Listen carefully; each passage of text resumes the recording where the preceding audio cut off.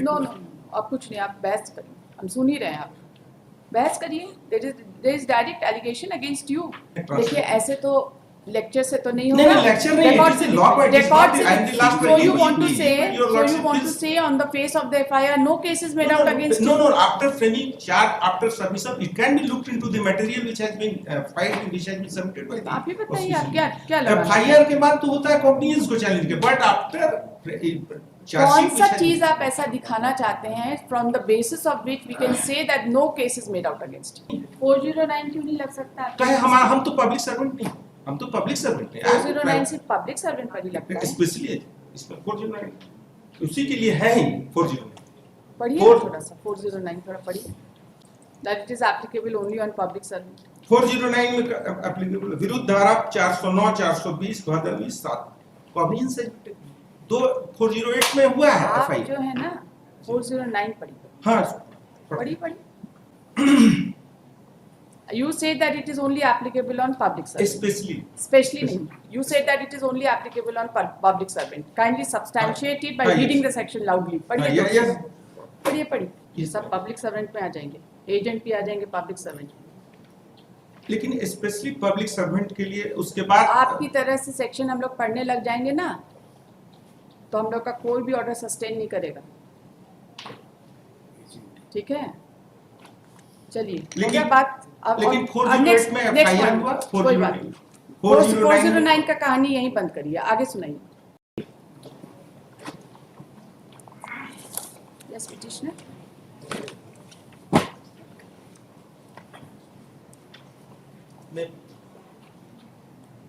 Not the petition under section 239 not rejected. But the straight way, the manner, first information that the report has been lodged, inserting 409, 420, and the 7 ECN. The so far as petitioner is concerned, in these cases, the charge has been framed and the charge that has been checked. That has been checked. Challenge when? Charge has been framed. हाँ yes, Where is the order? 239 the charge yes charge. अब क्या होगा charge frame हो गया? तो इसको भी चले because the very law point sketchy order has been passed not quite taking cognizance only charge frame हो जाने के बाद तो there is a direct judgment of the Honorable Supreme Court discharge के stage. No, my lord, then I will so also then it can be entertained. Recently it has been. So I may be permitted. No, आप कुछ नहीं, आप बहस करिए, हम सुन ही रहे हैं, आप बहस करिए। there is direct allegation against you. You are seeking discharge. No, the FIR which has been lodged. I am the private transport holder, Lord. I am only carrying the grain, and that is the 420, 409. That is not applicable, Lord. And that too, the law point, Lord. फरवरी माह का ये कह रहे हैं कि कम हुआ, very hypothetical मैंने, और ये मई में ये कर और उसका पूरा डिस्ट्रीब्यूशन डिफेंस लेंगे आप इससे। नहीं डिपेंड, ये तो इनका डॉक्यूमेंट ही करता है। This is not my defence, it is the document of the process कि ये that can be looked into. It is not my document. So it can be at any stage before framing charge and after framing charge. Which is that document you are saying which shows that there is no misappropriation? No, misappropriation. That is not misappropriation. हम तो सामान वहाँ से जो आता है हम केवल यहाँ पर हैंड ओवर करते हैं। हमारा प्राइवेट हम 409 cannot be cognizant. 420 7 EC का वहाँ से जो सप्लाई देता है इसको हैंड ओवर किया जाता है हमारे द्वारा। I am the private person. We do not know how much you are involved. No, it is the admitted हमारा कॉन्ट्रैक्ट बेसिस पे हम कैरिंग करते हैं। देखिए ऐसे तो लेक्चर से तो नहीं होगा। नहीं लेक्चर नहीं, it is the law point. So you want to say on the face of the FIR no case is made out against you? No, after framing charge, after submission, it can be looked into the material which has been filed, which has been submitted by the आप ही बताइए, आप क्या लगा? FIR के बाद तो होता है कॉग्निजेंस को चैलेंज के, बट आफ्टर कौन सा चीज आप ऐसा दिखाना चाहते हैं from the basis of which we can say that no case is made out against you? 409 is not applicable and the private person will not, though the cognizance has been taken, it can be looked into also. हमारा तो हम तो private person है, हम transporter हैं और FIR has been lodged, हमारे पे तो नहीं लगेगा। प्राइमा फेसाई 409 420 है जिसमें कि उनका डॉक्यूमेंट है जिस कहते हैं कि फरवरी में कम दिया गया था और मई में कर रहे हैं, जबकि वो पूरा सप्लाई किए उस समय कब नहीं किए पूरे कंज्यूमर को।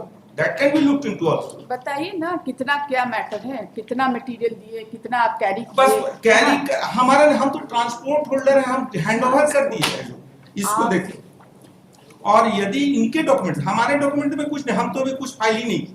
इनका डॉक्यूमेंट, हमारा तो इनोसेंस जो 313 के बाद ही हमारा, हम तो कुछ भी डॉक्यूमेंट नहीं। इसमें जो स्केची ऑर्डर है that has been deprecated by honourable supreme court time and again at the time of taking cognizance, सिर्फ संज्ञान यहाँ लिख दिए, संज्ञान ले लिया जाता है, no application of judicial right. Annexure 3 milord, that can be also seen the manner the cognizance has been taken. मेरे में 409 लगा हुआ, whether it is applicable। अब 409 के साथ इन्वेस्टिगेशन हुआ, चार्जशीट सबमिट हुआ, cognizance has been taken, that can be seen। ये हमारा डॉक्यूमेंट नहीं है। 409 क्यों नहीं लग सकता? तो है हमारा, हम तो पब्लिक सर्वेंट नहीं, हम तो पब्लिक सर्वेंट नहीं। 409 सिर्फ पब्लिक सर्वेंट पर ही लगता है। स्पेशली इसमें 409 उसी के लिए है ही। 409 पढ़िए Four- थोड़ा सा 409 थोड़ा पढ़िए। और 408 नहीं, cognizance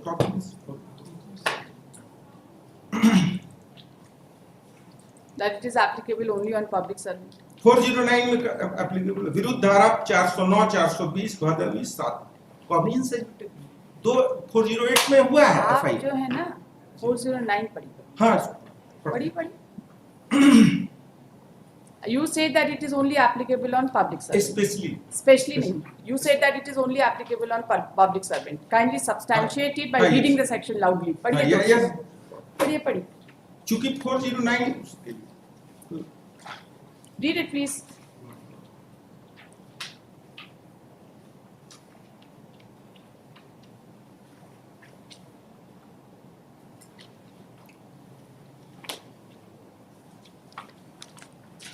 criminal breach of trust by public servant or by banker, merchant or agent। Public servant, उसके बाद ये सब पब्लिक सर्वेंट में आ जाएंगे, एजेंट भी आ जाएंगे पब्लिक सर्वेंट। लेकिन स्पेशली पब्लिक सर्वेंट के लिए उसके बाद आपकी तरह से सेक्शन हम लोग पढ़ने लग जाएंगे ना, तो हम लोग का कोई भी ऑर्डर सस्टेन नहीं करेगा। ठीक है, चलिए। लेकिन बात अब लेकिन 408 में एफआईआर हुआ। 409 का कहानी यहीं बंद करिए, आगे सुनाइए, आगे क्या बोलना है? और मेरा तो, हम प्राइवेट पर्सन है और हमारा ट्रांसपोर्ट का लिमिटेड लायबिलिटी है, और उस लायबिलिटी के तहत हमने ग्रेन को हैंडओवर किया और वो फिर सप्लाई किया, और after lapse of 3 months FIR. आप कहाँ से उठाए? वो वहाँ जो ऑफिस, कहाँ से उठाए? आप जो ट्रांसपोर्ट गोडाउन से जो पब्लिक गोडाउन है, गोडाउन टू मोहनपुर, जो जहाँ पर देना था पीडीएस शॉप। हाँ, और वहाँ पे एप्पल पाई ऑर्डर में सब कुछ था, वहाँ कुछ भी डिस्प्यूट नहीं हुआ, लोग अपना वेब भी किए, सारा चीज की। लेकिन आफ्टर 3 months चलान वगैरह सब कुछ जो भी था एकदम एप्पल पाई ऑर्डर, कुछ भी ऐसा। लेकिन आफ्टर इलैप्स ऑफ 3 months। अब आप जरा एफआईआर पढ़ लीजिए।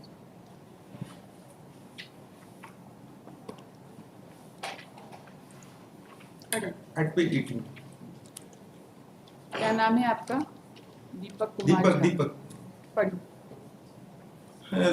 इस संबंध में आगे सूचनीय है कि श्री ऊपर विवेकानंद से पढ़िए। महाशय, सेवा में थाना प्रभारी महोदय मोहनपुर दीपक कुमार झा का परिवहन एवं हलाधन अभिकर्ता मोहनपुर के विरुद्ध प्राथमिकी दर्ज करने के संबंध प्रयुक्त विषय के संबंध में सूचनीय है कि श्री दीपक कुमार झा उम्र 48 वर्ष, पिता स्वर्गीय शोभा चरण झा, पता श्यामा चरण मिश्रा, रेंज पोस्ट देवघर, थाना देवघर, जिला देवघर, जो वर्तमान प्रखंड मोहनपुर में परिवहन एवं हलाधन अभिकर्ता के रूप में कार्यरत है। इस संबंध में आगे सूचनीय है कि श्री विवेकानंद चौधरी जन वितरण प्रणाली विक्रेता पंचायत सुवरदेही द्वारा लिखित शिकायत में कहा गया कि विक्रेता को परिवहन एवं हलाधन अभिकर्ता द्वारा फरवरी महीने के खादान जिसका राज्य भंडार निगम मोहनपुर के द्वारा शो दिनांक 20/2/16 को परिवहन एवं हलाधन अभिकर्ता श्री दीपक कुमार झा को उपलब्ध कराया गया था, के द्वारा विक्रेता को 28/4/16 प्राप्ति स्वीकार कराया गया। और इस संबंध में यह भी सूचनीय है कि विक्रेता को आवंटन की मात्रा में भी 28 क्विंटल 25 ग्राम कम अनाज दिया गया। उल्लेखनीय होगा कि विक्रेता का नियमित आवंटन फरवरी माह में पेज का में 12.25 क्विंटल था, जिसके विरुद्ध एक और ये विक्रेता को 53.05 क्विंटल चावल उपलब्ध कराया गया है। उक्त तथ्यों की पुष्टि विक्रेता द्वारा संधारित भंडार पंजीयन सहायक गोदाम प्रबंधक के उठाव विवरणी के प्रतिवेदन से मिलान करने पर प्रमाणित है। पुनः इसी क्रम में अनुमंडल पदाधिकारी के आदेश ज्ञापन 490 दिनांक 13/5/16 भी अवलोकनीय है। अतः श्रीमान से निवेदन है कि परिवहन एवं अंतरालन अभिकर्ता श्री दीपक कुमार झा पर विलंब से बिना किसी ठोस कारण के खाद्यान्न को पहुंचाना, आवंटित मात्रा के एवज में कम मात्रा में विक्रेता को उपलब्ध कराना अनियमितता एवं धोखाधड़ी को दर्शाता है का आवश्यक वस्तु अधिनियम की सुसंगत धाराओं के विरुद्ध ठीक करने की criminal revision number 1276 of 2023. Heard the learned counsel for the petitioner. The learned raise counsel all for points the will not, petitioner. it may be observed. I will not permit you to do it.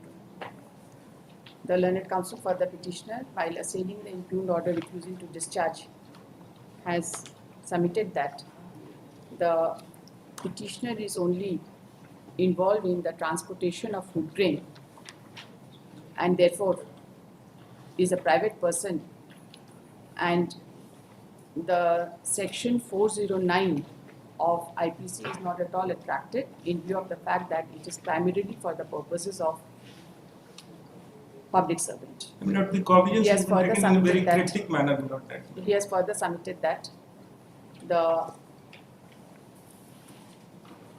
petitioner has no liability as the petitioner is only involved in transportation of food grains. He submits that these aspects of the matter have not been properly taken into consideration, and therefore the impugned order refusing to discharge calls for interference. The learned counsel appearing on behalf of the opposite party state has opposed the prayer and has submitted that the charge has already been framed,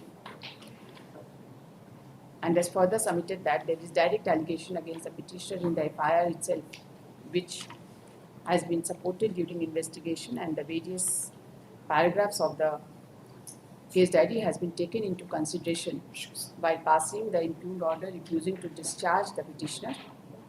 The petitioner is not entitled to any relief. After hearing the learned counsel for the parties and considering the facts and circumstances of this case, this court finds that there is serious allegation against the petitioner in the FIR itself, and upon investigation and upon perusal of the case diary, the impugned order has been passed refusing to discharge the petitioner. So far as the allegation against the petitioner in connection with section 409 is concerned, the argument of the petitioner that it is applicable primarily for the public servant is itself misconceived. The reading of the section 409 itself indicates that it is applicable not only to a public servant but also to banker, merchant, factor, broker, attorney or agent who are involved in criminal breach of trust. Considering the totality of facts and circumstances, this court finds that the impugned order is a well-reasoned order. It does not suffer from any illegality, perversity or material irregularity, and accordingly the present petition is hereby dismissed.